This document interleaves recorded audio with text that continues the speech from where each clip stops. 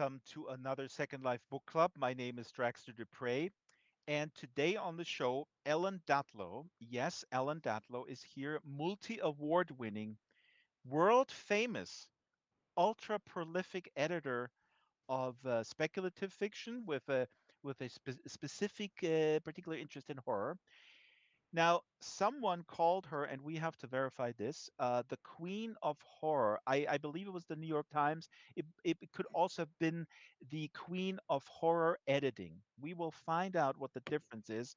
Now, uh, Ellen is a person of such stature that when she called Stephen King to meet his goddamn deadline, he breaks out in a cold sweat. Now, that joke didn't fly in the pre-roll.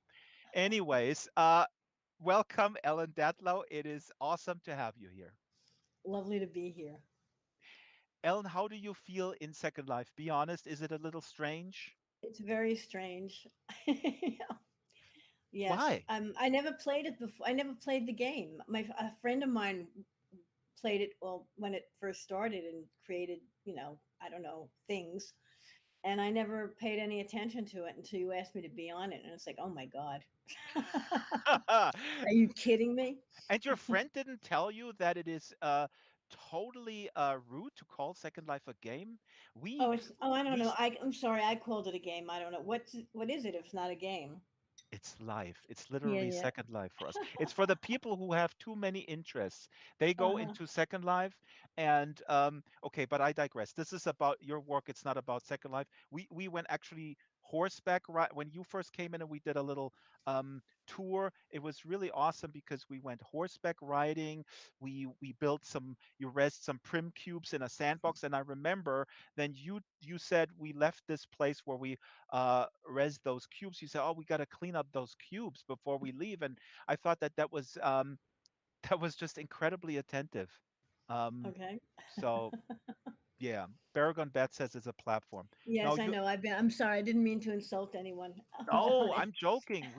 People have a very people need to really kind of grow up and maybe No, it kind of is a know the. platform, but I think when it first started, people were using it. I mean, I guess it seemed like gaming because you were creating worlds for yourself and to interact with other people Don't you and create worlds buying with your properties stories? and things. Well, I don't do it. I work with other people's worlds. Ah. That's on my run sheet here for the next segment where I want to ask you what editors do. Are Okay. editors kind of like a mixture between, I don't know, a talent scout and a music producer? Maybe I always have references in music. This is really something that as a reader I have no idea about the hierarchies and the relationships. So Hmm. um, we'll That's get kind of an into the. interesting analogy. So yeah, we can talk about that later. What's the significance of your avatar? Because when we first got together, you had specific ideas about the avatar, and then it was built by our friends over at Bespoke. But the avatar has significance. I think it's a replica of your cat. Is that right? Well, it's a black cat, but it doesn't look like my cat, Jack. I mean, Jack, it looks like a Sphinx cat. And I don't Yeah. have, no, really, Well, because he's got a that's wrinkled how cat. face, right? Yeah. And Yeah. Jack is just an ordinary monster black cat. I mean, he's not a Sphinx, he's just a jackass. He is. He's Jack the Jerk, I call him. But anyway, it's in honor of Jack. I think somebody called me jackass earlier on Twitter. That's actually true because I was talking about. Anyway, now, okay, Ellen, you have three books out. Uh, and well you have tons of books, but right now you have three books out, and I'm putting them up on the overhead board, and also the books are here on the table. And by the way, um when you agreed to come on, I bought all the books that were in the local store, and they happen to have this Poe collection with stories that are based Oh, on good. Edgar Allan Hmm. Poe, and also Troll's Eye View. I want to Oh, talk about yes. that. That's a middle grade book that Yeah, Terry that Gilliam and I edited. That is awesome. And also here on the table is actually a German book, Das große Lesebuch der fantastischen Katzengeschichten. I don't know what that title is, but Oh those are no, it's the Tales cat of Cat. books. It says my cat. It's one of it. Either it's Twist of the Tails, or it's Tales of Wonder and Imagination. Is it really fat? Is it a really big It's book? Or really thick. It's Stephen King, William Burroughs, Joyce Carol Oates. I think that's Tales of Wonder. Twist of the Well, I'm Tail. not sure. It's Twist of the Okay, Tail. that was I the just looked first one. up. That was all originals. Yeah, and that was an anthology I did years ago. Oh, mostly originals. I think The King was a reprint, but it was a very rare reprint. At the time, it hadn't been collected, and the Burroughs was kind of neglected, so it wasn't well known. But yeah, and actually, Tales of Wonder and Imagination is another cat inspired book. It's much larger. It's all reprints, and it got a lot of flack when it was published because Why? people who love cats didn't want to read horror about cats. They thought, well, the cats can do bad things, but you can't do anything bad to the cats.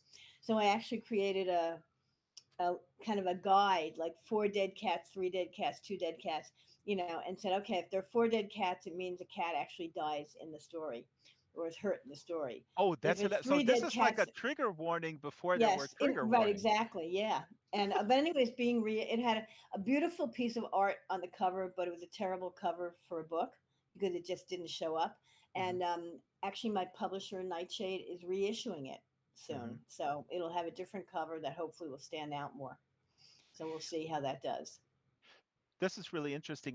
Later I also want to ask you about sort of the where's the line with horror, or everybody's talking about trigger warnings. I find the term a little bit wishy-washy, but um, I would like to ask you about, is it does it make sense to give people fair warning of sort of extreme transgressive stuff? But then I figured when I put the show together and the questions, um, I figured if people pick up a horror book, right? I mean, it's Yeah. pretty Well, that's how I straightforward. feel. I actually feel that horror shouldn't have trigger warnings. I can Yeah, understand having it for science fiction and fantasy, but for horror, the whole point of horror is to transgress and to be provocative yeah, and to maybe.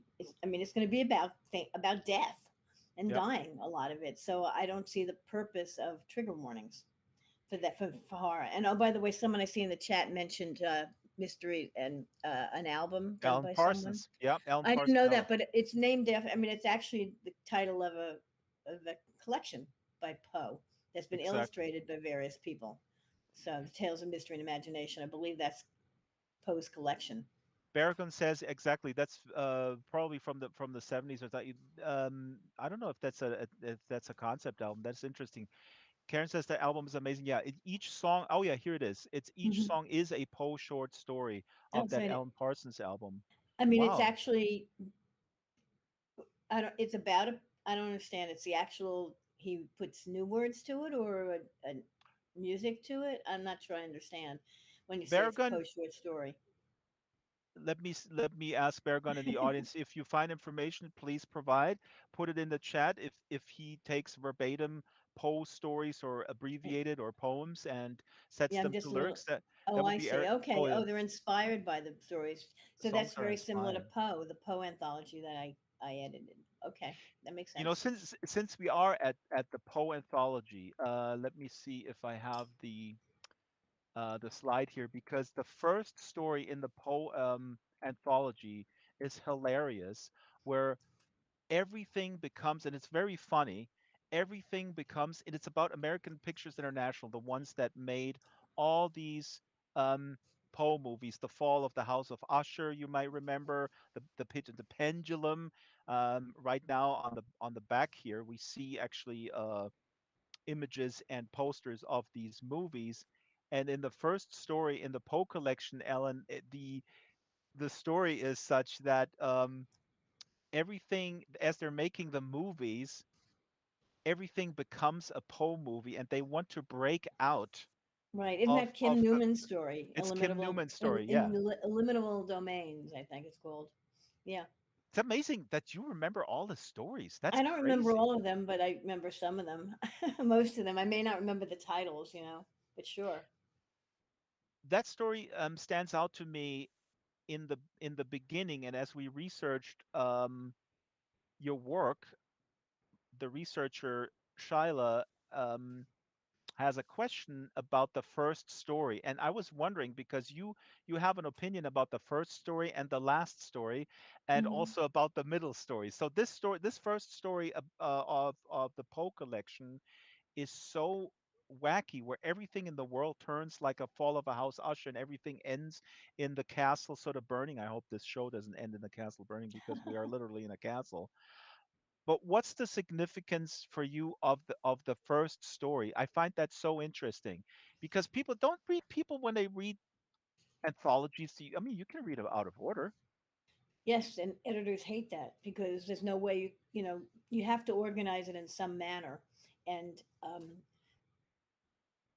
I don't necessarily organize every story to be read one after another, but certainly the first story is meant to be the first story, and there is some kind of a dramatic movement to how stories are organized. So yeah, but I mean, the editor has no control as to how people actually um, read them. But you feel strongly about this, because so do I. I really Hmm. like the linear reading experience, even when it comes to, or maybe especially when it comes to stories, because I liken this to an album. And a lot of people talk about, in music, oh, the album is dead, and I think the album is under a lot of stress because of streaming, and people do so much stuff Hmm. asynchronously. But you feel strongly that an editor's job is also to put this in an order that makes sense. But what is that order? How do you build? I mean, how do Well, for you? the first story is almost the most important story because it's got to be something that's going to be compelling, that's going to draw the reader in, going to give them an idea of what the anthology is about. Now, I don't remember a liminal. I can never pronounce it. A limitable domain is actually the tone is probably less usual than I would. I mean, it's lighter than most of the stories in the book. Hmm. And ordinarily, I wouldn't start with a light, a horror anthology with a light tone. But in this case, it just felt right because it was like, showing, okay, this is all these stories may be handled by different writers in the anthology. So I just felt it was kind of a good introduction to the book. Hmm. So, and it can't be too weird. I mean, I mean, to start with, because because most readers are not going to read the first story, and if they don't get it, if they don't get into it right away, it may turn them off to the rest of the book. Hmm. So you If they don't read want. it, if they read it linearly, Karen Warren here is in the audience, and I don't have to introduce her. She's a well-known author, and she just came out saying here in the book club, "Sorry, Ellen, I often read out of order. So bad." Now, Karen Warren is canceled. Here live on the Second Life Book Club. I brought up this quote from you from an interview. The first story, you try to do one that's easily accessible to the reader, that invites them, that is not too weird, not too complicated, that will give you an idea of the anthology. It should be strong. It may not be what you consider the strongest story, but it attracts the reader. And what is really interesting in the best horror of the year, 13, which is out now, Mhm. the I enjoyed this a lot, and I have to admit, I read the first three, and then I snuck in the middle, and I read Michael Marshall Smith's um, story called "It Doesn't Fit Right," about kids who are complaining of that their socks don't fit, and they Oh, they right, they yeah. throw a super tantrum, and they Hmm. throw out their socks, and it's awesome. But there is a story that kind of illustrates what you were just talking about. You were saying don't start off with the weird stuff, but I think it's pretty apparent that you like a lot of weird stuff. Well, sure. There is the story Sicko is actually really amazing, but I have no idea what's going on. And I mean, Really? I Do you happen to understand by the time you finished it what it was about? I have to read it again after the show. I have certain theories, and I don't want to get into it because the people haven't read it. I have a lot of theories and a lot of thoughts, but that's the kind of story I like, because I really I thought it was going into 50 different directions while I was reading it, and now I'm left hanging, which is a feeling that I enjoy, because That's interesting. Okay, I'm let gonna go me. back. Yeah, Okay, go ahead. well, let me just tell you, it's one of two stories in there that are based on existing things. Let's put it that way. Okay, I'm Hmm. not going to go more into it because I don't Hmm. want to for people who didn't read them yet. But that's one of two stories that are based on certain cultural things, shall we say, to be Hmm. very vague. In the 50s, maybe. Um, oh, No? no, one of I them's in the 50s, one of them's in the 1500s, 1600s. Aha. Okay, now that clears a lot up. I'm sorry, my stupid cat is crying to No, no, get water. but I'm just wait. going to ignore her. So, totally ignore. But so about this story. So when you get this story, what are you? Is there? I don't know. Your radar, your intuition tells you that this might be um, I don't know, not less appealing, but difficult for some readers. What do you do with that story? I put it in the middle because it's almost not a horror story. It's more Hmm. a horror story if you know what it's referring to. Hmm. And hopefully, when you finish the story, you'll understand what it's referring to and you'll see it as a horror story, Hmm. if that makes sense. I will read it right after, and then I will email you to prove that I understand it. Okay. But But I wouldn't put it first. I would definitely not put it first, right, nor the other one I'm referring to. I'm sorry, Lane. people, were being vague if you haven't read the book. No, no, we gotta keep it vague on this one. Lane in the chat says, ignoring the cat. That is how a horror story begins. Um, Yes, Elf. Sophie always wants me to turn the water on in the sink, and she tells me very verbally, very loudly, that she wants me until I bring open to turn the faucet on. But I'm not going. Elfbiter says he is among the writers here in the audience. Elfbiter says he's among the writers that think that writing should communicate instead of using $1,000 words to create obscurantist art. Obscurantist art, Hmm. how about that, Alan? Are you uh Well, I want stories to affect me. I mean, so I don't want them to be too. If they're too obscure, but they still, if they're obscure but still have meaning, that's fine. Um, I think there's a middle ground of what, and it also depends on who you're aiming at as a writer. If you're creating a story that's extremely oblique, you can have a smaller audience probably than than a story that people will get, that more people will get. But that's up to the writer. And as a reader slash editor, I have to make the choice. Yes, I really love this story. Will people understand it? And do I care? you know, mhm, if I love it and understand it. I mean, there's some writers who um, sometimes they get too oblique, and if I'm an editor for their a particular story that hasn't been published yet, I will try to work with them to get it to be more comprehensible to more readers without losing the flavor of the story. Sophie, shut up. Sorry. oh, now we'll get flagged by YouTube. Can Put the you hear her? Can you hear her meowing in the background? Yeah, It's driving absolutely. me I think that's nuts. awesome. Shut up.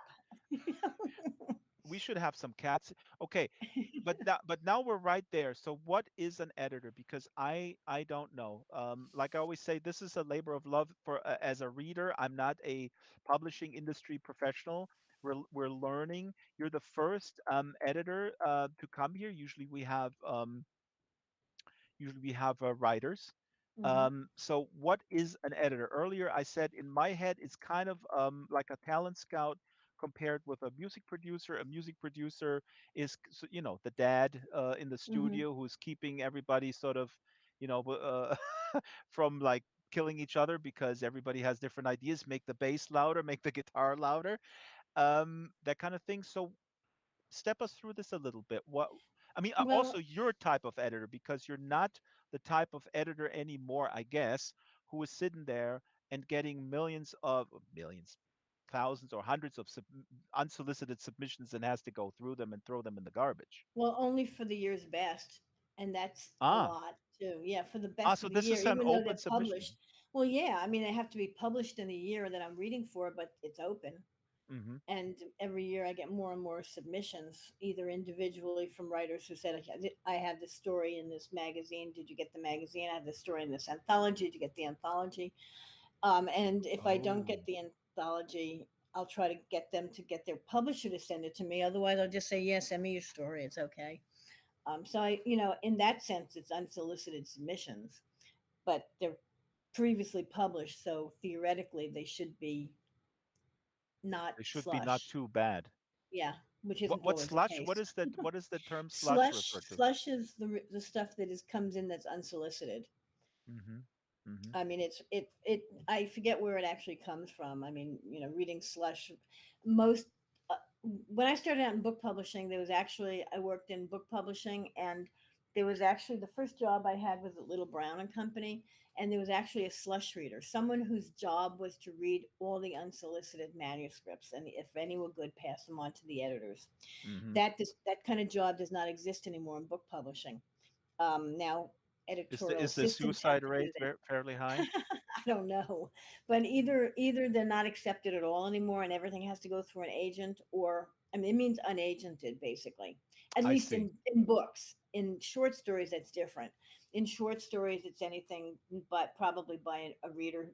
Sorry, by a writer who may not have been published before, who hasn't published in professional magazines. If you've been published already in a magazine that's professional or in an anthology that's professional, then your work would not be considered. It might not be solicited by the editor, but it's not slush. The If you get. elf fighter says slush pile. That's where it comes from. Now, okay, then let me ask you Yeah, right. before you go to your job, but specifically for the best horror. Now, how many stories do you get? Do you have to kind of go through Hundreds, before you come up? hundreds. The I book mean, is I about 400 pages, currently and have a few readers. Sorry, I have three mhm, readers right now who are helping me out, um, with things, reading the magazines that are probably not going to have horror. They may be great magazines, but they rarely have horror, like Asimov's and Lightspeed and Analog and Interzone. I don't read those myself because I don't have the time, and they rarely have horror. mhm. So I have different people reading different things, and they'll go through them and say you should read this one because it is horror, even though it's not supposed to be, or it's really good. And you put it in the, sorry to interrupt, but I just threw up a picture here. I have the ebook, and in the beginning of the best horror of the year has, I think, 40 some pages. Of the chapter summation 2020 has 40 some pages where you go through. Uh, are you listing everything there? No. There's No, notable novels, but it's amazing. I mean, well, I the was novel like I don't looking read through that this. many novels, so I mean I only read. I don't know. I don't read that many novels, so I cover, and some I actually read, and some I mention, but Mhm. not all of them by any means. And as far as I used to mention all the anthologies I got in, but now if I really think an anthology is not very good and don't like anything in it, I'm not going to mention it because I don't have the space for it. There's no point. So Well, I yeah. just mean that summation is amazing. I was just floored how much stuff is out there just in the field of horror alone Oh yeah, there's in plenty. 2020. I mean, it's 40 Hmm. something pages, and then you go on, and I was like, wow, magazines, and then there's a subgenre of then there's anthologies, there's poetry. Amazing.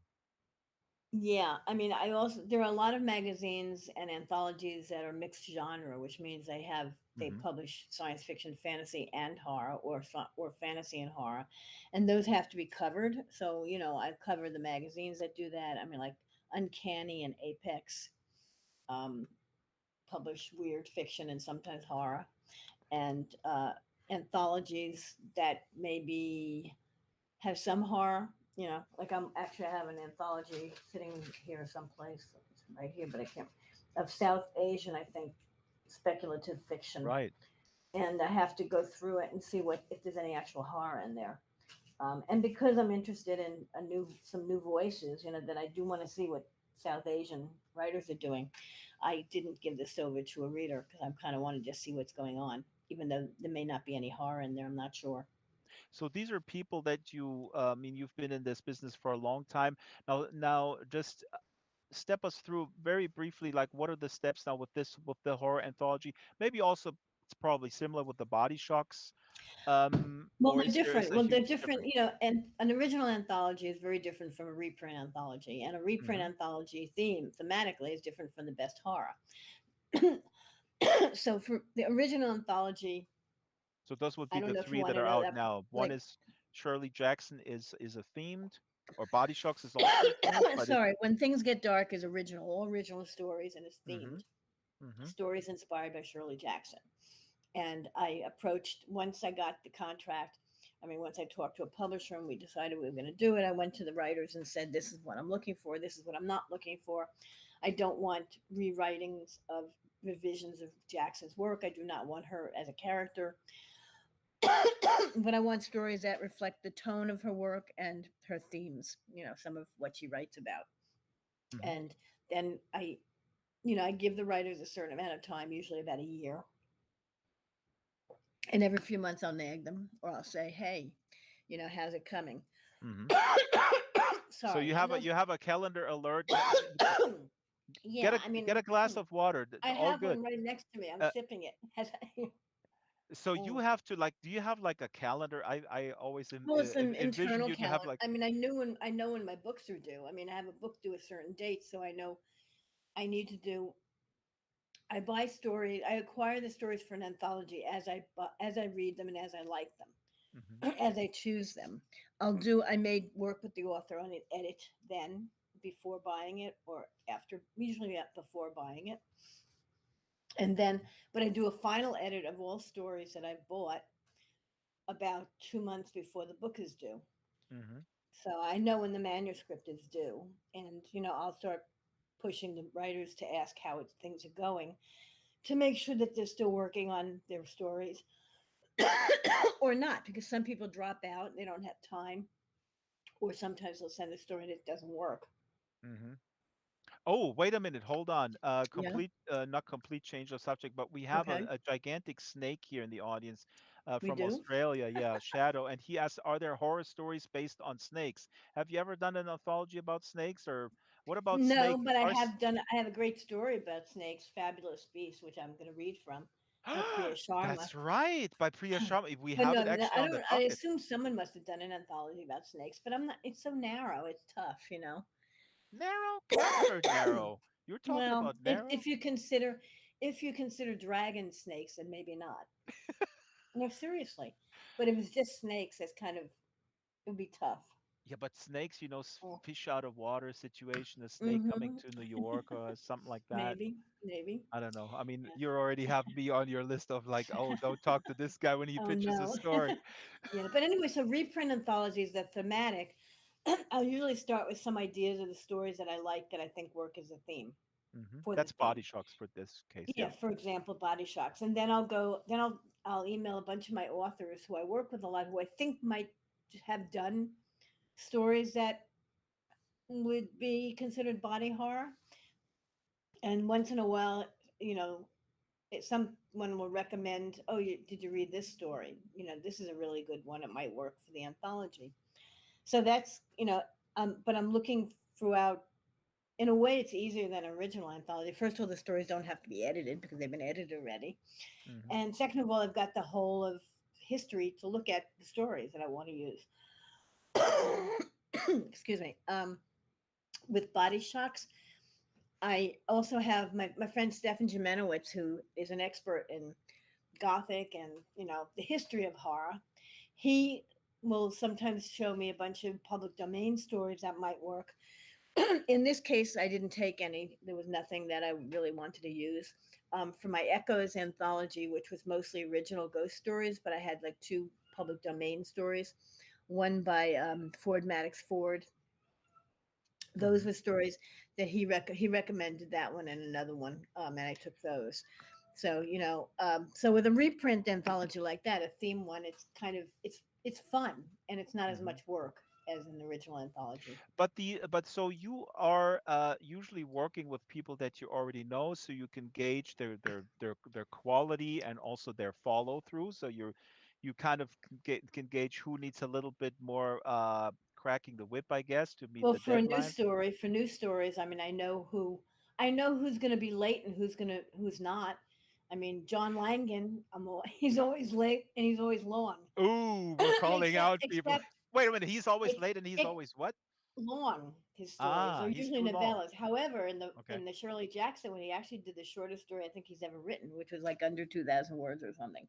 So But usually he's they're too novellas. long. He's too long given what the parameters you give him. You Well, I say mean, I 2,000, he take them comes in with anyway. 4,000. They're usually like 18,000, 14,000. Well, usually a novella is like 16,000 Oh, wow. or 18. So, but I always know that he's going to come through, even if I have to nag him to death. And he doesn't mind when you cut it down. Like he doesn't get like, I oh, don't why cut did you it cut this? down. I don't cut it down. Mm. I mean, I don't cut people's stories. I mean, I may ask someone to trim a story, but I don't do it. No, It's but not my but job to that's do what I that. mean. That's what I mean. Trimming. If you solicit someone, if you get someone on board and you say, okay, this is the maximum amount of words.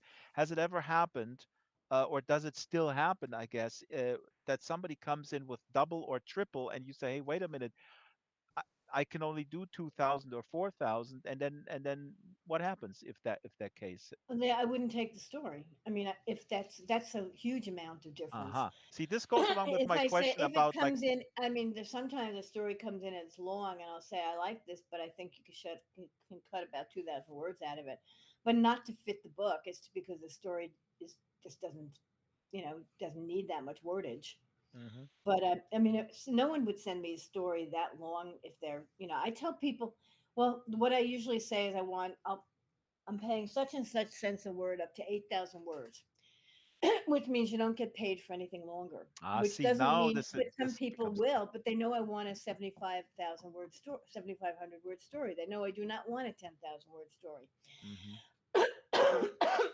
See, this fascinates me sometimes, because this is sometimes they'll completely, yeah, sheepishly come to me and yeah. say, "Okay, the story turned out to be 10,000 words," and hmm I'll say, "I take a look at it." And sometimes I'll take it, and sometimes I'll say, well, it's too long and it needs trimming, or I just can't fit it. It depends also when in the process it's submitted. If it's early on, it's easier for me to take a longer story than when at the end, when I know how much words I've gotten. I only have a certain amount of wordage. But the ball is in their court, basically. They have to then cut it. And so Maybe. I mean, you're if they choose to, or I'll just right. say, no, I can't take it. It's too long. No, I mean, I'm not going to tell them to cut it unless I think it can be cut. And unless it needs to be cut, I'm not going to tell them that. I'm just going to say it's too long. I can't take it. Sorry. Now, very interesting. Okay, this is to me fascinating, but now I feel we're going too theoretical. I could go on with you about this for hours because I'm fascinated, and now we're illuminating. I mean, at least for me, I hope the audience is illuminated as well about a little bit like behind the scenes how this stuff actually works. Because I honestly I envisioned you basically making a call also about like, you got to cut this and this and this. And then the author's like, because I come from the music field, this happens like when a Mhm. producer says, you got to cut this solo to 8 bars and you got to kind of like play a little less notes. And then the guitar player's all like, oh, you're not respecting me, that kind of thing. So that is obviously sort of a childish thing that may not happen among writers. Maybe writers are much more mature than musicians can ever be. Mhm. I don't know. Um, Sometimes. I found Depends. something super interesting. I found a book blogger on YouTube, and she basically made a video about the 8 things that she thinks, um, based on her research about you, the 8 things that Alan Datlow is afraid of. And I Okay. That's and really interesting. I'd love to know what they think. it's super, it is so fascinating because again I'm also fairly new to you. I only read maybe 10 stories in preparation for today, Mhm. which is Mhm. uh I wanted to do a lot more, and people know I mean, this is not a contest. I know that I read a lot, but here's the thing. So here's the 8 things. So wait, this is what they think from This judging is from what what she I've thinks. Yeah, chosen? her name is Chloe Eastwood. She's on YouTube, and I Okay. randomly found this googling uh class-based oppression. Yeah. That I'm afraid of? Yes. That's kind of a I'm not afraid of anything that I publish. No. No, no, no, no. Not that What? you are afraid of, but Okay. what you like in stories, that stories, Oh. horror stories, subliminally or overtly have in their theme. This is from her Okay. analysis. Like Okay. she But how much has basically, she read? we don't know. This is not an And has extra. she only read horror, or has she read the anthologies I've been doing for 40 years?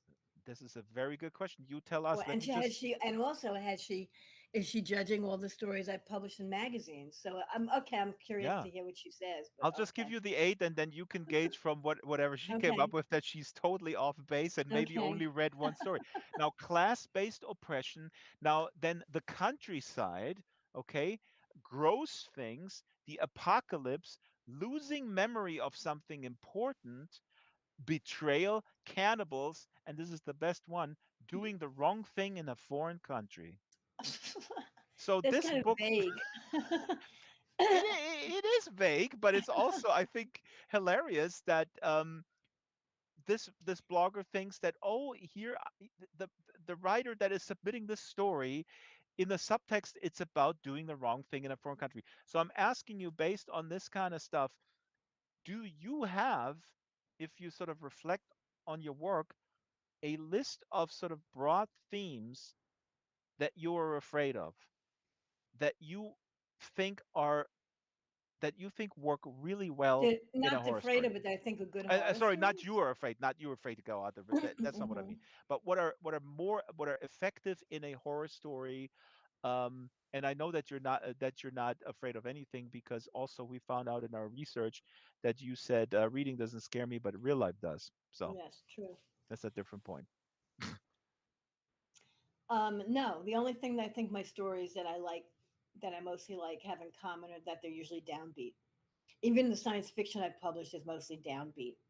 Ah, And that from my 40 years of editing is what people have said. And when I was doing the fiction for Omni, and I agree.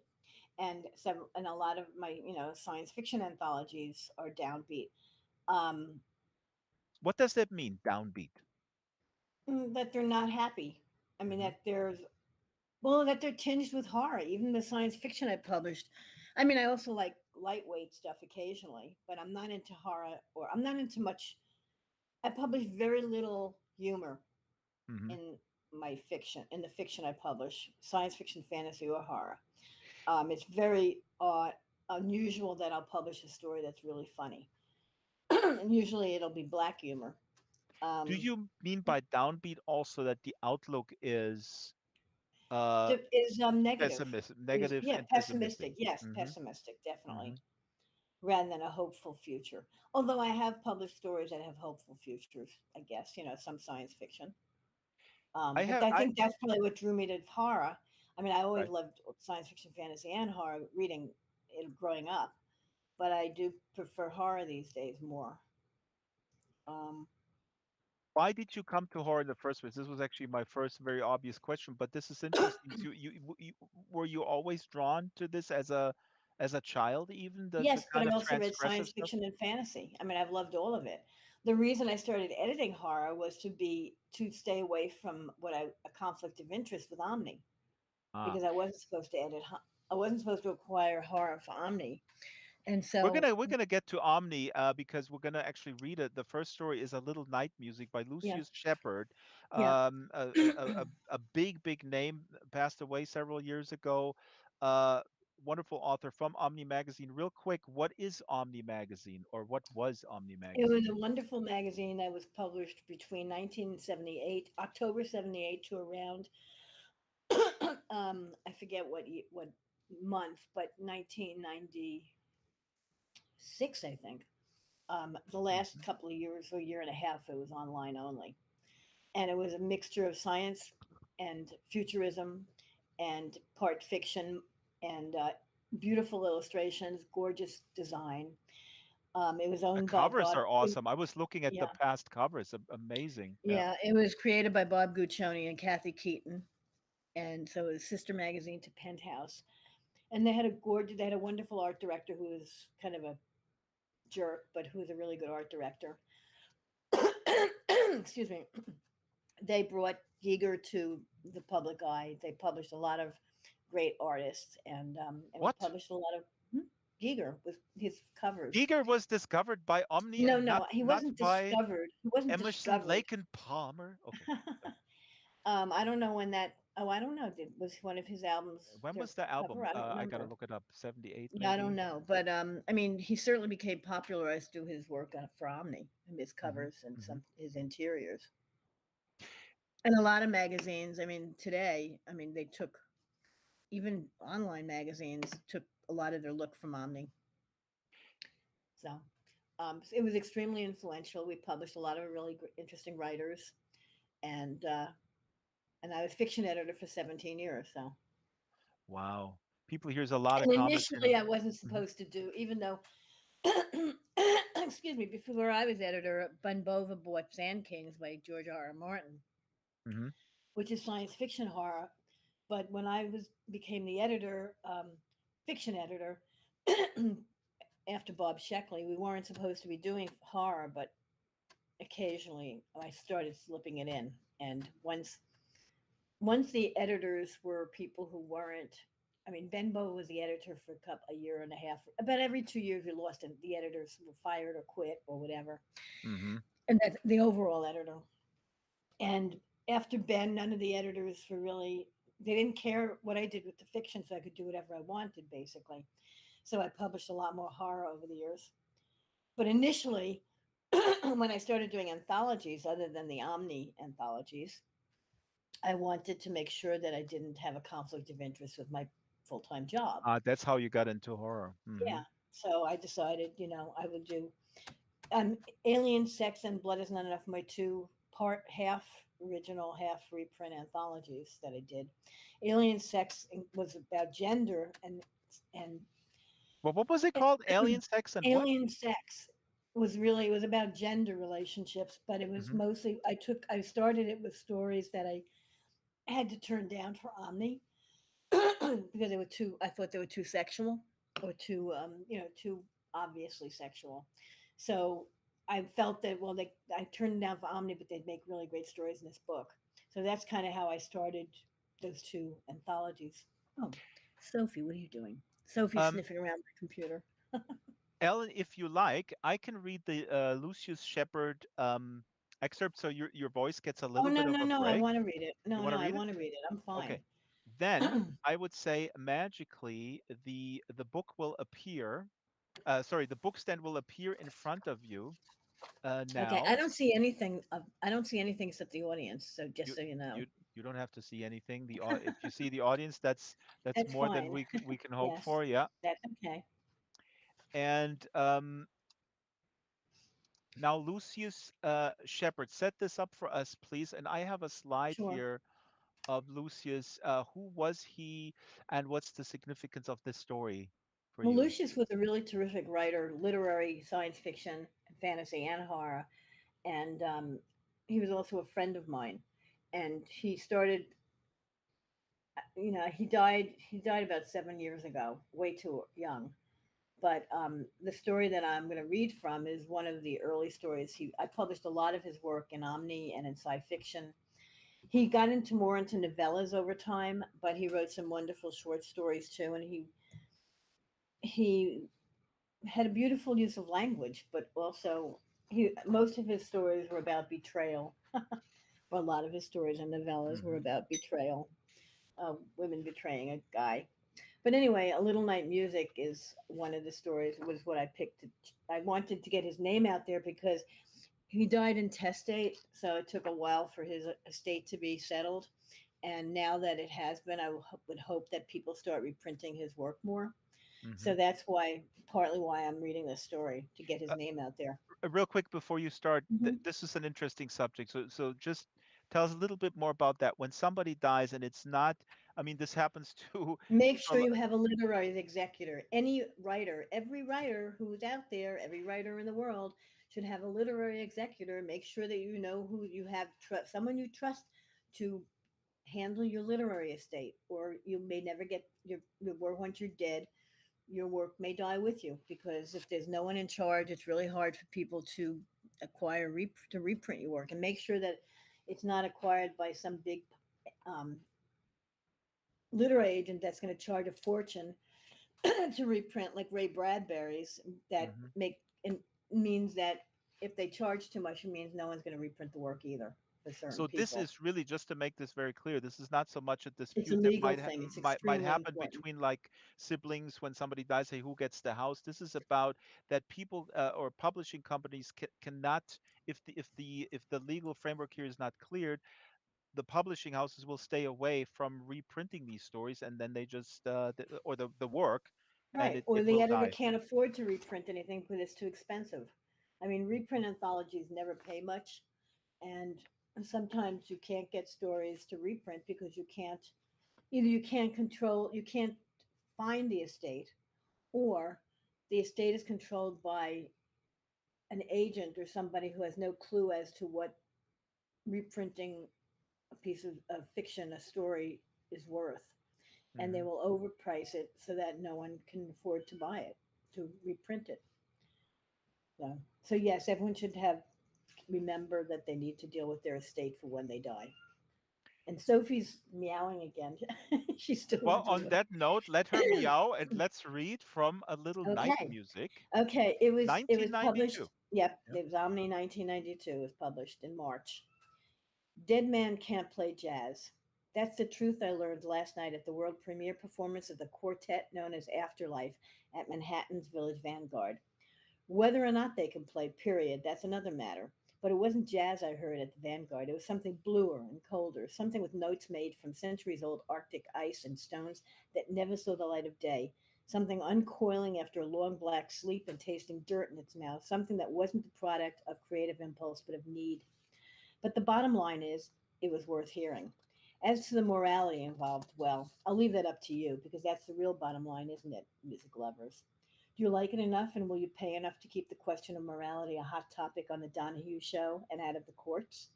I won't waste your time by talking about the technology. If you don't understand it by now, after all the television specials and the in depth discussions between your local blow dried news creep and their pet science fiction hack, you must not want to understand it. Nor am I going to wax profound and speculate on just how much of a man is left after reanimation. The only ones who know that aren't able to tell us because it seems the speech center just doesn't thrive on narcosis, nor does any fraction of sensibility that cares to communicate itself. In fact, very little seems to thrive on narcosis aside from the desire, no, like I said, the need to play music. And for reasons that God or someone only knows, the ability to play music where none existed before. That may be hard to swallow, I realize, but I'm here to tell you. No matter how weird it sounds, it appears to be true. For the first time in memory, there was a curtain across the Vanguard stage. I suppose there's some awkwardness involved in bringing the musicians out. Before the curtain was opened, William Dexter, the genius behind this whole deal, a little bald man with hearing aid in each ear and the affable, simple face of someone who kids call by his first name, came out and said a few words about the need for drastic solutions to the problems of war and pollution, for redefinition of our goals and values. Things could not go on as they had been. The words seemed somewhat out of context, though they're always nice to hear. Finally, he introduced the quartet. The music you're about to hear, William Dexter said flatly, without the least hint of hyperventilation, is going to change your lives. And there they were, right on the same stage where Coltrane turned a Love Supreme into a song, where Miles singed us with the hateful beauty of needles and knives and Watts on Fire, where Mingus went crazy in 7/4 time, where Ornette made Kansas City R&B into the art of noise, and 1,000 lesser geniuses dreamed and almost died and were changed before our eyes from men into moments so powerful that guys like me can make a living writing about them for people like you who just want to hear that what they felt when they were listening was real. Two white men, one black, one Hispanic, the racial quota of an all American TV show, marooned on a radiant island painted by a blue white spot, all wearing sunglasses. The piano player was young and skinny, just a kid, with the long brown hair of a rock star and sunglasses that held gleams as shiny and cold as the black surface of his bald one. The Hispanic guy in bass couldn't have been more than 18, and the horn player, the black man, he was about 25, the oldest. The drummer, a shadow with a crew cut and pale brow. I couldn't see him clearly, but I could tell he was young too. Too young, you'd think, to have much to say. But then maybe time goes by more slowly and wisdom accretes with every measure in the afterlife. No apparent signal passed between them yet as when they began to play. And it sure as hell stuck with you. Sorry, that's it. I mean, That's a that's little just an excerpt. That's from A Little Night Music by wonderful Lucious. little night music by Lucious Shepard It's just and gorgeous. Yeah. really I really mean, good writing. I mean, is it? No, go ahead. You were about to no, say I was just something. going to say his writing is beautiful, and and he should be better known. Yeah. Do you think? I mean, I ask this often with folks that write genre fiction. Is there still a the perception that in genre fiction, I had a long conversation with Ted Williams about this too in fantasy, that people, or the perception in some circles that this is just sort of inferior prose. Ignorant people think that. Hmm. I mean, that's Hmm. really all I'll say. They're ignorant. I don't know how anyone could read that and think it's less powerful or whatever, But there is a quote unquote. certain literary establishment. There isn't there, like, is there a, I don't know, a glass ceiling or something, or is there some scenes that just don't mix?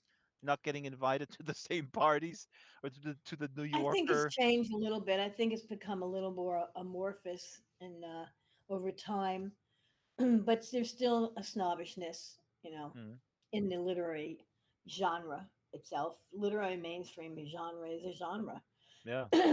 and you know, I think some writers have broken through for one reason or another, and I think that's great. So but yeah, there's a certain smarminess Berrigan by says here, some cough, people. the New Yorker, cough. And Karen says, I still think there's a lot of snobbery. I was actually just wondering what happens when a heralded, and I don't have an example right now, but when it's sort of a widely heralded literary writer, goes into these genres and goes like, I'm whatever. Maybe he says I'm huge, so I'm gonna do a Hmm. horror thing, or his Right. agent says, hey, wait a minute, you Well, can. sometimes they work though. Sometimes Yeah, that works. yeah. I mean, excuse me. At a certain point in the '90s, a lot of mainstream writers were writing serial killer novels, and some Hmm. were very powerful. Oh yeah, someone mentioned Colson Whitehead, who's really Colson good. Whitehead is And he reanimated. Yeah, writes. I love his work. I mean, what I've read of it. I mean, his first, The Intuitionist, was terrific. yep, I think that was his early yep. novel, and that was This is the definitely first one. science fiction. Oh, Yeah, this Apex is the, yeah. yeah. So yes, there are some people who, it's a permeable membrane that some people can move in and out of, So you and guys some, don't feel threatened if like one of the greats comes into and says like, I'm, if it's as long good, as I don't. he's not a snob, right? I don't care. I mean, I'm not threatened. Why should I be threatened? I'm an editor.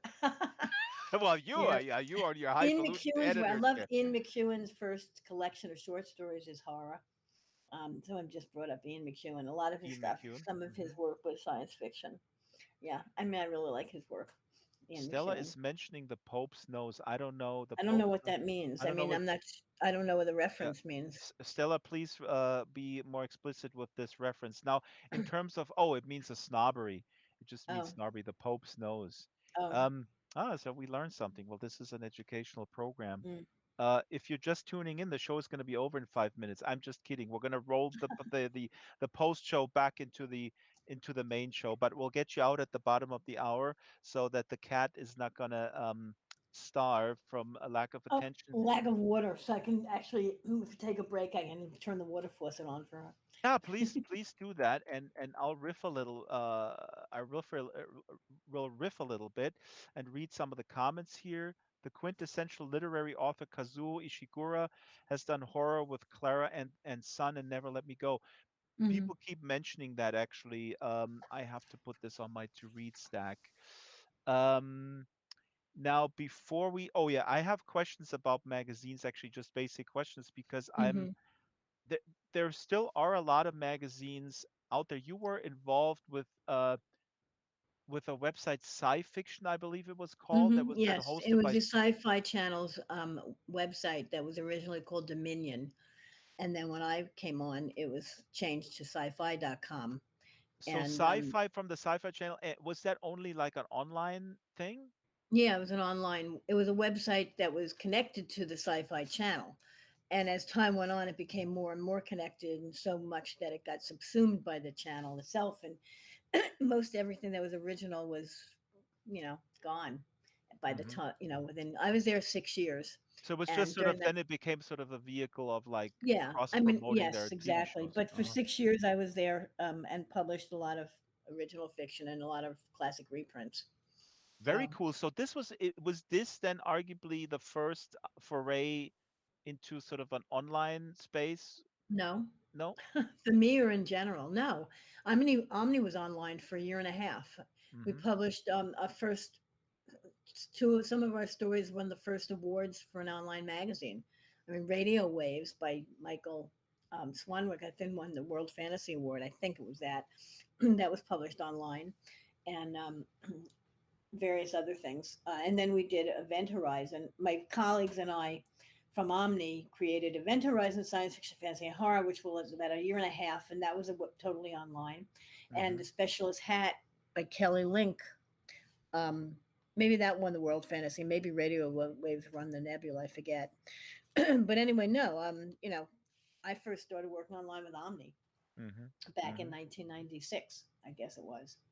And then between Wow. 66 and six and sorry, between 96 and 98, Hmm. um, or so, around, I'm not sure exactly when, um, I was on doing Event Horizon, which was fiction and nonfiction. We did columns. We had Lucious wrote some good columns on political columns. We let him write whatever he wanted. We did chats, and our chats. Many of our chats were with writers who were science fiction writers who had no clue how to use technology, and we had to Well, actually they do them still on the don't. Sorry, I telephone. said that I out loud. know, but Not you, not you. we had to do them. We had to do interviews by phone, Uh-huh. because they and type for them because they couldn't figure out the clock system. Oh, I wait mean, a minute. it So was they much were on more. an online chat, but you actually had them on the Yeah, phone and but then somebody typed it their. was much more primitive than what you have now. I mean, it Hmm. was primitive, but still. That is And we cool. also did a round robin, and we started that in Omni actually, where people like had five people write, 500 words every week or so to create a story, and we did that regularly at Event Horizon. Wow. So yeah, and then sci fiction I worked on for 6 years. Yeah. That is so awesome. These sort of collaborative story writing. Ah, we It, should it do did. It something was like that fun, here. but and some of the best ones, of course, were planned. They weren't supposed to be planned out, but occasionally, people, actually did a plan. And I think one with Eileen Gunn and some other people, they created one that was good enough for Asimov to reprint. Hmm.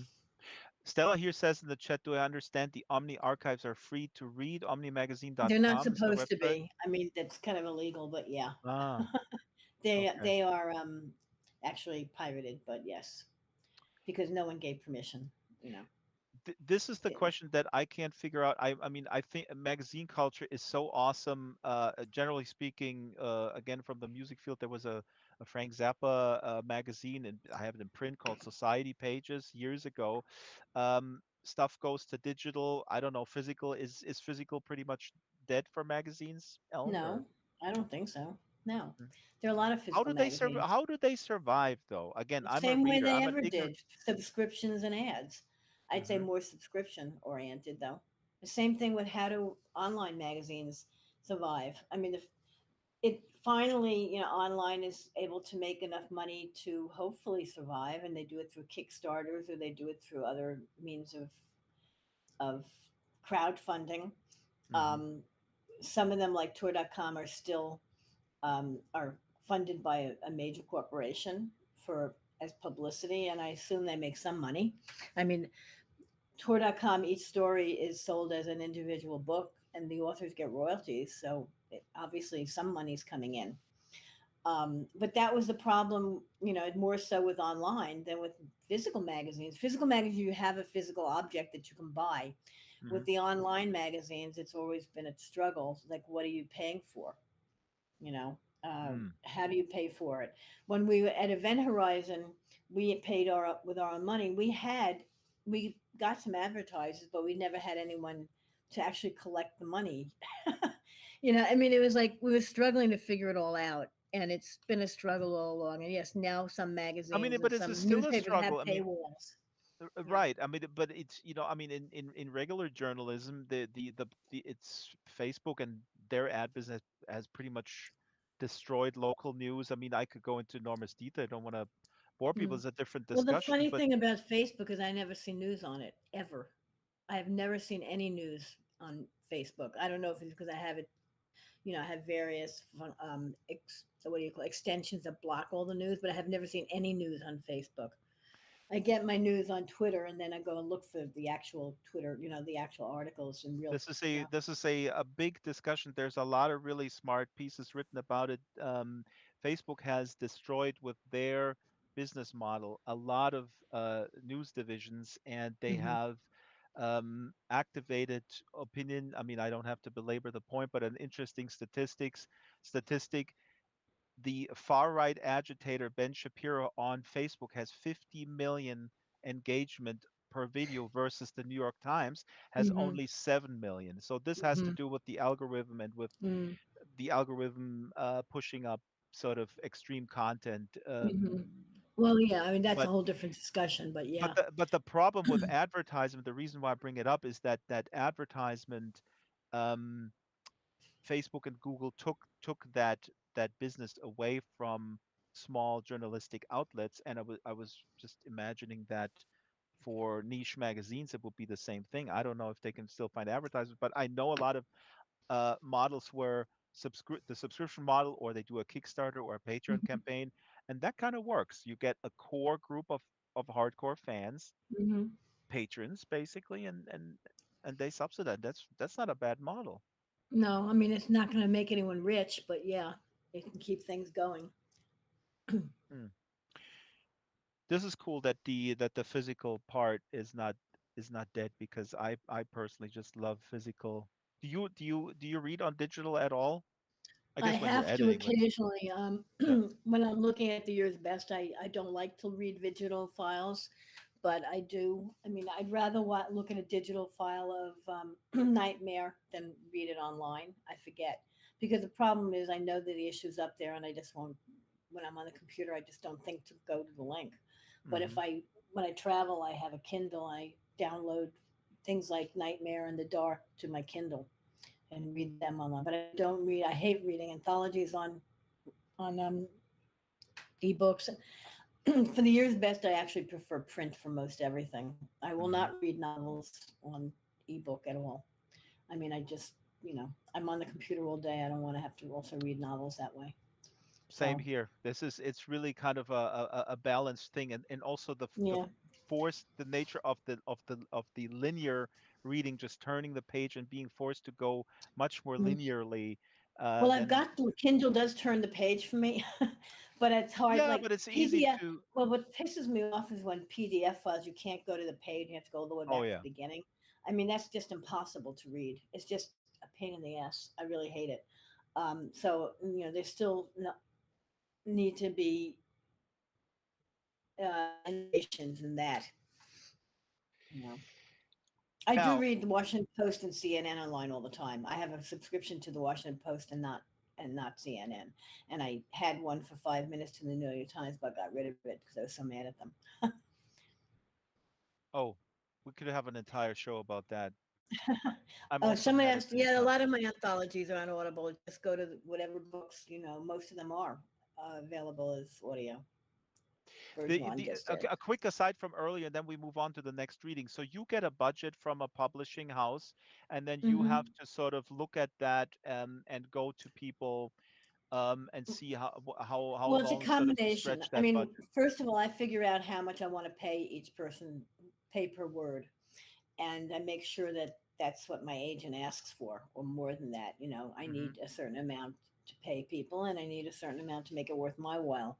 So with that combination, I mean, when I send guidelines out, I'll tell people what they're going to get paid, per word, so they know in advance. And I'll say, I can pay 8 cents a word up to 7,500 words, and that means, if you write something longer, you don't get paid anymore. Hmm. But Um, that, but but that, right, I understand. But so you have to, but that's the strings that you have from the publisher. Yes. Well, yeah. I Hmm. mean, I get a certain The amount of frame. money in advance. I get the advance, and from the advance, I pay the writers. We got a super chat here on YouTube from Kitten Duo. This might be the first super chat in the What's history of the that? book club. Well, this is amazing. I didn't even know that this would work. Kitten Duo says, "I love Second Life." She says, "This is uh, Ellen is well." She doesn't say Ellen is awesome, but she says she is awesome. So obviously Hmm. she's referring to you. Hmm. I love this. Thank you. And if there's anything else, Kitten, let us know and I'll read it. Now, I wanted to, yeah, we're, Ellen, I want to jump to Tiptoe by Late Baron because this is from the When Things Get Dark. Hmm. Let's read this next. But before now, Shirley Jackson. This is an anthology, a themed anthology with Hmm. originals. Yes. Tell us a little bit about Shirley Jackson. Who was she? Well, she was a writer. She was a housewife and a mother, and wrote articles on nonfiction and fiction all her life. And she wrote several novels. She's most best known for her novels, um, "The Haunting of Hill House," which was made into many films, including the first one, "The Haunting." Mm, Um, and we have never lived. We have always lived in the castle. But she's probably best known to most people for being the author of The Lottery, which was a story that was published in the New Yorker and got more mail than any other story ever published in the New Yorker. And that many American school children are assigned to read. I'm not sure when, maybe junior high. And she because I wrote, was okay, because I grew up in Germany. I was not familiar with that. Uh-huh. probably not, yeah. But I think most I mean, I'm not sure if they still are required to read it, but certainly at a certain, for like 20, 30 years, we were.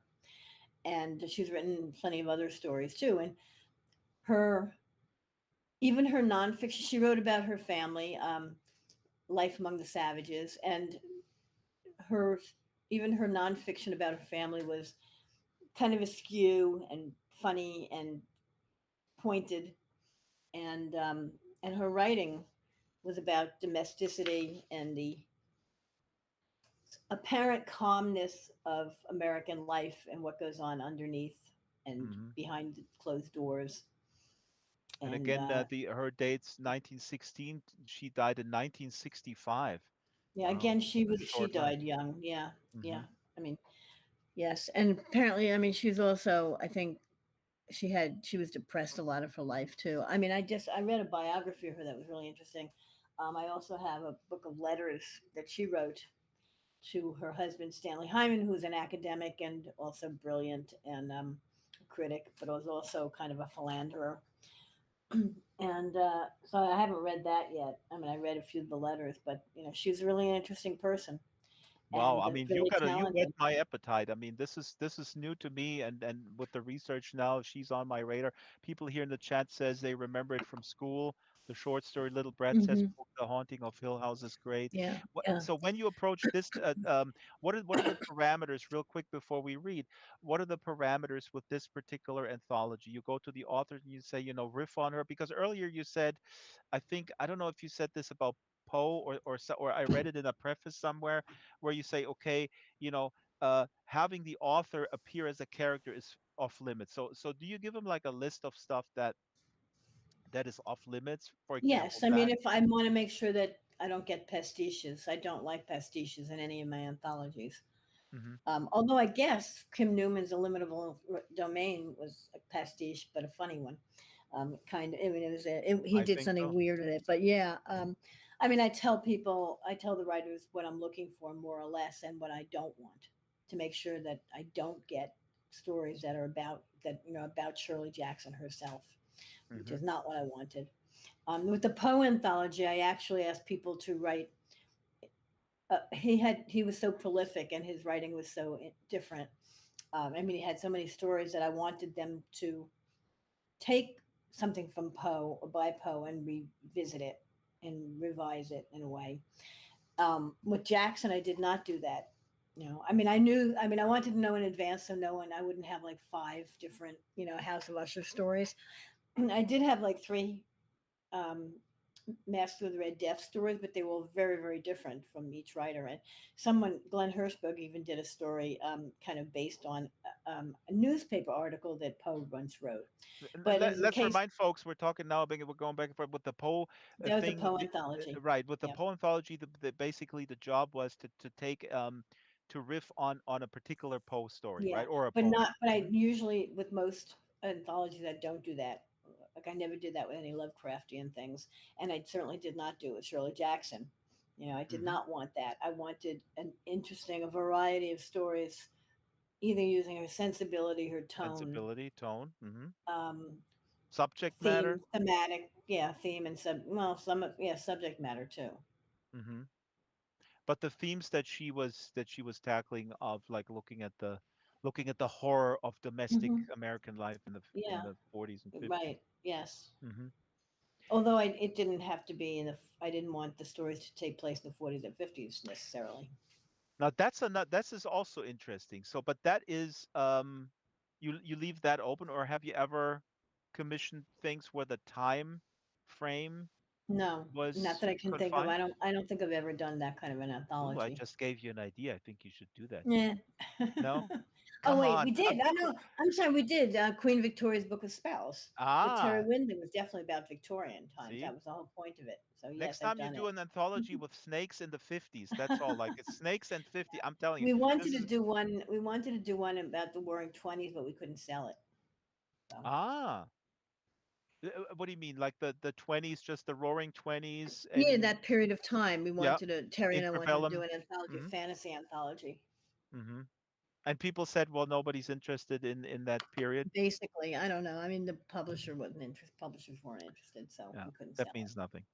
Okay. Now let's read from a story by Laird Barron it. Hmm. from When Things Get Dark, and this story is called Tiptoe. And in what way, before we start this little excerpt, in what way did this fit the bill or the assignment that was set forward by you for Well, this actually, Shirley when you Jackson? mentioned it, I'm thinking, gee, I don't know if it does, but it does. You Because gotta you it gotta did. extra It get rid of did it. because it does because it shows. I mean, you can't tell from the excerpt really, but um, it takes place in the '60s, and it shows this apparently happy family, and Hmm. it's what's going on beneath it all. The weirdness of things. So yes, in that way, it actually does fit perfectly. So anyway, yeah. So Tiptoe by Laird Barron. This is from the beginning. I was a child of the 1960s. Three network stations of fresh air, take your pick. No pocket computers for entertainment in dark age suburbia. We read our comic books, ragged, and played catch with Dad in the backyard. He created shadow puppets on the wall to amuse us before bed elephants, giraffes, and foxes. He also made some animals I didn't recognize, his hands twisted to form these mysterious entities, which he called mimes. Dad frequently traveled abroad, said he'd learned of the mimes at a conference in Australia. His double jointed performances wowed me and my older brother, Greg. Then I discovered photography. Mom and Dad gave me a camera, partly because they were supportive of their children's aspirations, partly because I bugged them relentlessly. At 6 years old, I already understood my life's purpose. Wild animals became my favorite subjects. Of all the variety of animals, I loved predators. Dad approved. He said, "Men revile predators because they shed blood. What an unfair prejudice. Suppose garden vegetables possessed feelings. Suppose a carrot squealed when bitten in two, while a groundhog would go right on chomping, wouldn't he?" As a pro wilderness photographer, I'm accustomed to lying or sitting motionless for hours at a stretch. Despite this, I'm a tad jumpy. You could say my fight or fight reflex is highly tuned. While on assignment for a popular magazine, a technician, infamous for his pranks, snuck up, tapped my shoulder, and yelled, "Boo." I swung instinctively, wild, flailing, good enough to knock him on his ass into a ditch. Colleagues were nonplussed by my overreaction. Me too. That incident proved the beginning of a rough emotional ride. Insomnia, nightmares when I could sleep, and panic attacks. It felt like a crack had opened in my psyche. I committed to a leave of absence, pledging to conduct an inventory of possible antecedents. A soon to be ex girlfriend offered to help. She opined that I suffered from deep rooted childhood trauma. I insisted that my childhood was actually fine. My parents had provided for me and my brother, supported our endeavors, and paid for our education, the whole deal. "There's always something if you dig," she said. Subsequent to a bunch more poking and prodding, one possible link between my youth and current troubles came to mind. I told her about a game called Tiptoe Dad taught me, a variation of ambush tag wherein you crept behind your victim and tapped him or her on the shoulder or goosed them or whatever. Pretty much the same as my work colleague had done. Sorry.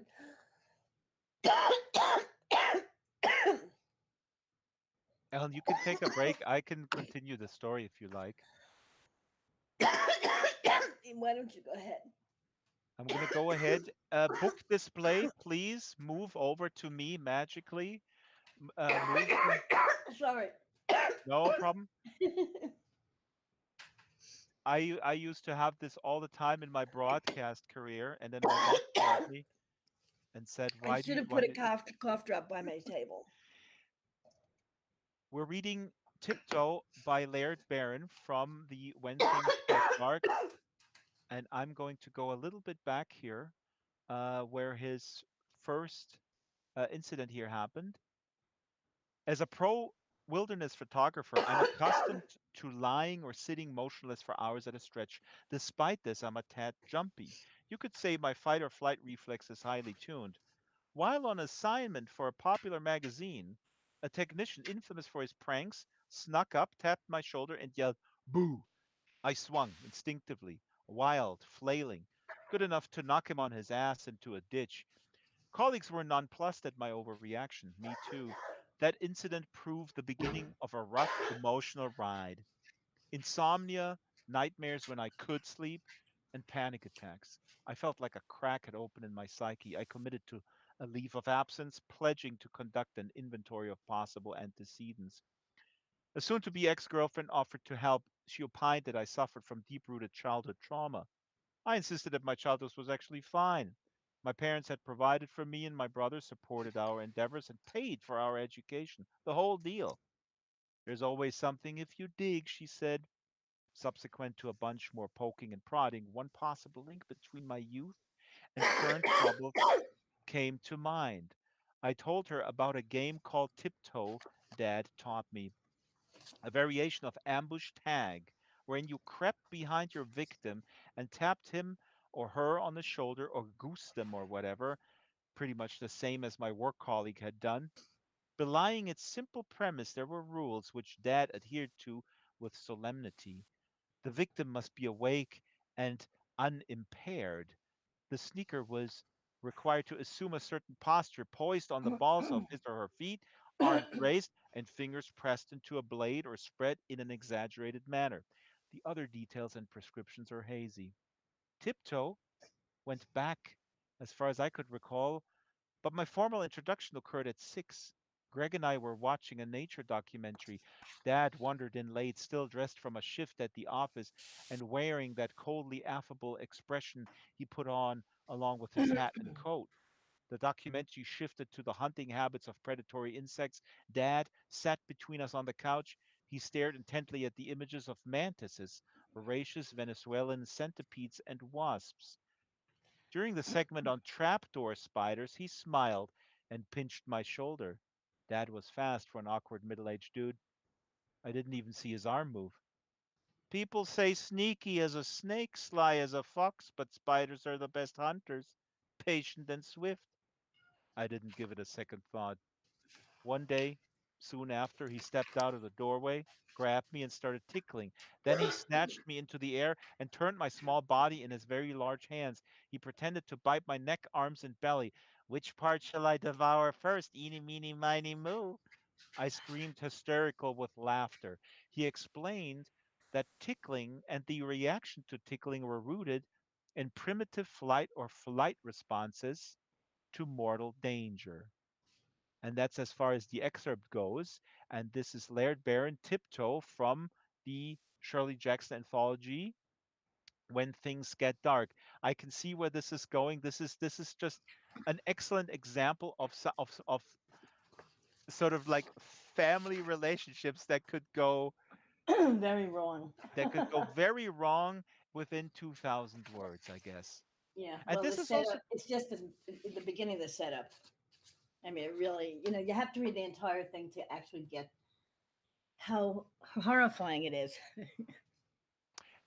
if a story starts with "I was a child of the 60s," and then in the third sentence it says, uh, his hands twisted to form mysterious entities, which he called memes, and we all have sort of that.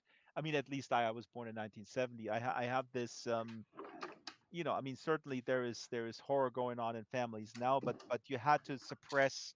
a lot more stuff in the 50s, right? I mean, wouldn't you Hmm. say that Yeah.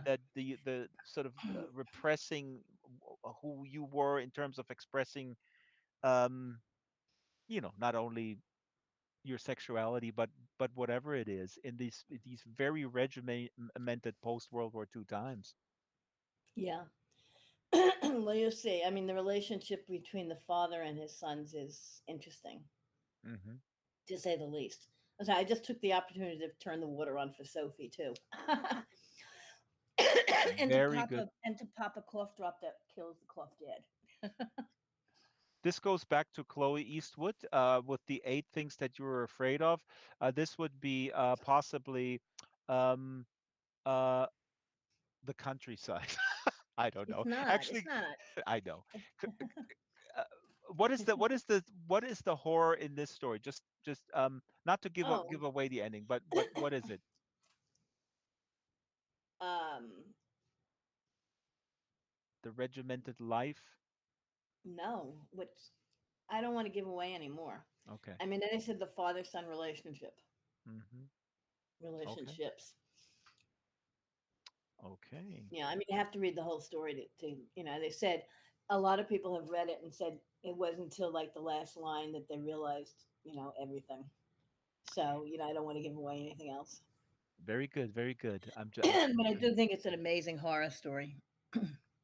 I actually pinged Laird Barron if he wanted to come in, but I think he didn't respond. On a completely different note, before we go to the last reading, and we have to wrap in a few minutes. There's tons more, and people can stick around and talk and use voice.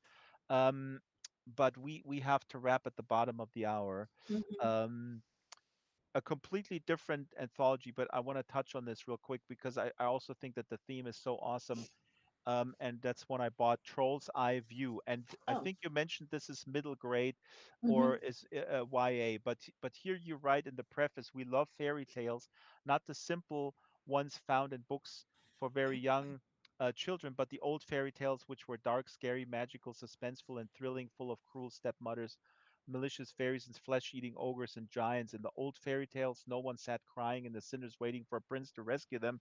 They used quick wits and courage to find their own way to a happy ending. Um, Tell me a little bit about this the Troll's Eye view because I think also like the bad guys in the fairy tales Yeah. they Well, get a little Terry and bit I more had play. already done two. We did six adult fairy tale anthologies. Snow White, Blood Red Hmm. was the beginning of them, but we also did two for middle grade, which is 8 to 12 year olds. And the first one was A Wolf at the Door, and it was like five. I forget the thing about children's books is they're much shorter than adult books, and Hmm. which would mean and we got paid the same amount, so it was great. But anyway, Ah. and also the stories had to be shorter. They had to be like 2,000, 3,000 words or under. So the first one was A Wolf at the Door. The second was Swan's Sister, and the third we wanted to do it from the villain's point of view Hmm. instead of from everyone living happily ever after. But we wanted so that it was a different point of view of the whole. For each story, it was from why the villains did it or how they became villains and things like that. So that was the intent of the third volume, Hmm. even though it's still for children, for 8 to 12 year I olds. was just gonna say, for kids, like you're rationalizing why the witch and Hansel and Gretel burns children. I don't know. Is that Well, not a yeah. little bit too much for Well, little I kids? mean, A Delicate Architecture by Cat Valente is fabulous, I think, and it Hmm. kind of it shows how the villain became a villain in the Yeah. story, and maybe they were justified, maybe they were to become villains. I don't see anything wrong with that. It gives more background and rounds out some of the old fairy tales, just to Some give a different villains, point of view. the mother didn't read to them as a child. That was really the issue. Maybe. Um, okay, I have only a few minutes. I do Mhm. have to wrap it. This Okay. is this is so wonderful. We had a segment, the back to school segment with questions from the audience. But when you come back, we'll do that. That is a lot of fun. But we're pressing up against the clock, and I want to be mindful of everybody's time. Um, we prepared two more readings. One from and I can't pronounce Irish names. Shibin Carroll, please help me out. Siobhan Carroll. Shiobun Carroll. No, Siobhan. Siobhan Siobhan, okay. is how it's pronounced. Fearful Symmetries, which has an awesome book cover, so people check that out. Um, Now, Ellen, where can people find you and how can they keep up with you? And I know we mentioned these three books that are out now, so three questions rolled into one. Where can people find you? Where can they engage with you, as the kids say? But also, what should they pick up? What is your favorite three books from your own catalog? And we're not getting paid by anybody to say, well, of course it's Body Shocks, and when it gets dark, and what else is out there? The best That's horror horror of number the year, 13. number Well, 13. first of all, I'm on Twitter and I'm on Facebook. And, my Facebook page is totally open. Um, so everyone can see it. I don't know if you can, I can't, I don't remember if you can respond if I don't friend you. I don't remember how that works. But I'm on Twitter. I have a blog, or rather, I have a website, but I don't post much on it. And it's also not necessarily up to date.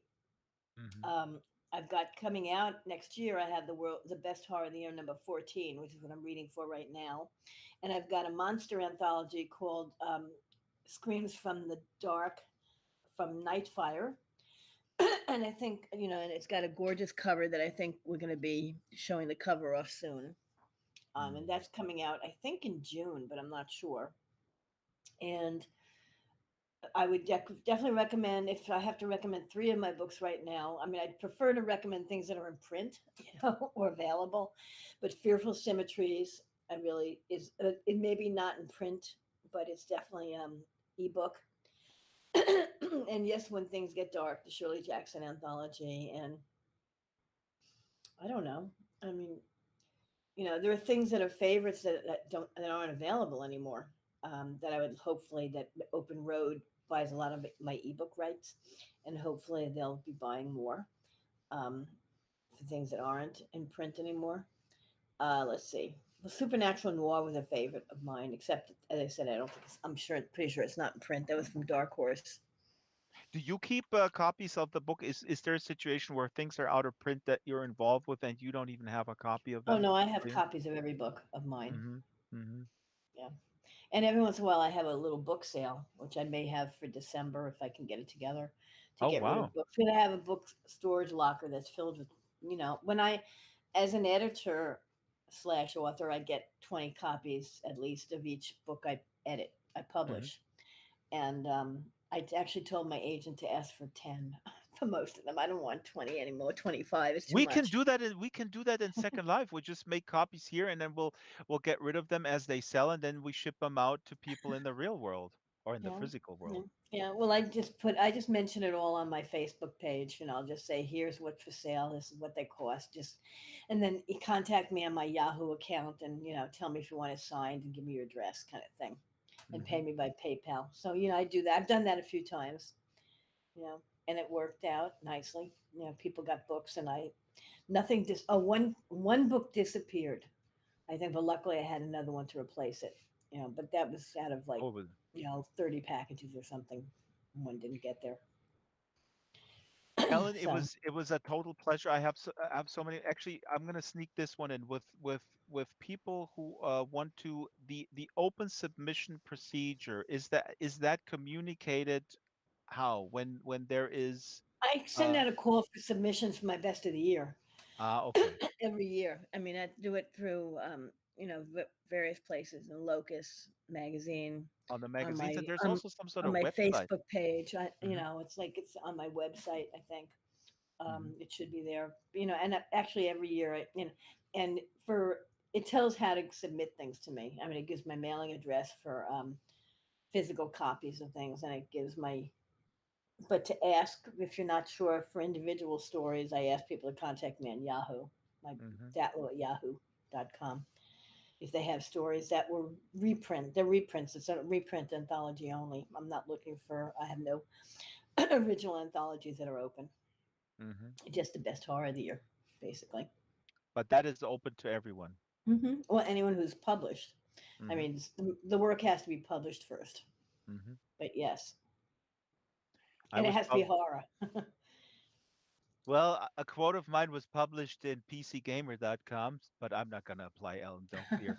This was really really awesome. I hope that you had a good time, and I hope you come back and now you're getting like a little the feet wet of this wonderful community. Thank It you was so much, fun. Yeah. and thank you the audience. There's a lot of stuff that went by me here in the chat. Questions. As I'm reading, I'm going to read the credit slides. If you have a question here in the local chat that you really want to be answered very very quickly, just cut and paste them right now. I hope I mean I got a lot of out of this every week. It's just such an amazing world as a reader to get a glimpse into how things work. But Yeah, yeah. I'm sorry I couldn't answer all the chat. The question in the chat, I just Oh didn't no see no them. no, that's fine, Ellen. That's nobody expects that from the guest. I always actually tell the guest, ignore the chat. Don't feel obligated to just pick what you want, and then Hmm. I will pick. And obviously, the conversation has its own flow. Just telling people you can cut and paste it again if you want. Please subscribe to the book club. See, Ellen is very proficient here in Second Life. She's typing in the local chat, so people can put that in. Maybe she can answer in chat. So do it now because we only have her for a few minutes. I don't want to force our guests to get completely sucked into the virtual world, although we love it. That would be, oh my God, Ellen, come on. Horror, virtual world, the metaverse. Did you know that Mark Zuckerberg is creating the metaverse? There is a I've themed heard about it. anthology. Yeah, There's a right. theme that we're laughing our butts off about the Hmm. Zuck, this fool. We've been in the really cool non-algorithmically driven metaverse where community matters, and the Zuck wants to kind of monetize our bodies and our brains. And anyways, um, the book club happens every Wednesday. I'm going to just go through the credits here real quick. Book club happens every Wednesday at 12 o'clock Pacific time. slbookclub at Draxtor.com is the um, email. Can get in touch with suggestions for authors, with suggestions to make stuff better. The show is produced by myself, Isabel Sharon, and Charlotte the Super Gecko. Oh, I named myself first. Location manager, master builder is Ruby Geek. All avatars are made by Ruby, researched by Shyla, but this particular avatar today was made by Bespoke Caravan, by Mud, who heads the venture. Special thanks. You know the drill. I'll do a little bit faster today. We have tons of sponsors. Sponsors means we get their product, the SL products for free. We can, this wonderful church here where we go for the service every week. The religious folks among us, and please do, if you buy stuff from these vendors, tell them the book club sent you. That will be awesome. And don't forget to tip the um, volunteer staff. There's a tip jar here in the front. This is the Dragon Dragster here on the front. You can, if you have some Linden dollars, just throw them in there. We have a Discord, we have a Flickr, we have a calendar, we have absolutely everything. slbookclub at Drexler.com. And please take photos and put them on the Flickr. We have some really good photographers here in the audience. So big thank you. Elise Cappellini is still here, also known as Catherine Tobler, I guess, and a whole bunch of new faces. Thank you so much for coming. Casey Lansdale, publicist for Tachyon Publications, she bailed because we didn't talk about body shocks enough. Apparently, they're contractually obligated about this. Next week, real quick, a teaser: Amber Sparks is going to be on the show. Short story writer. She has a new collection, and I'm another short story person, but from the literary world. So she might be a snob. I don't know. No, she's not. She's not. But her new collection is called "And I Do Not Forgive You," which is an awesome title. Hmm. We're going to talk about that, but also I actually have her other two books. Well, she might have more, but I have two other books of hers, so I'm going to be very prepared, very excited about that. But that's it. Again, thank you everyone for coming and Thank see you. you next week.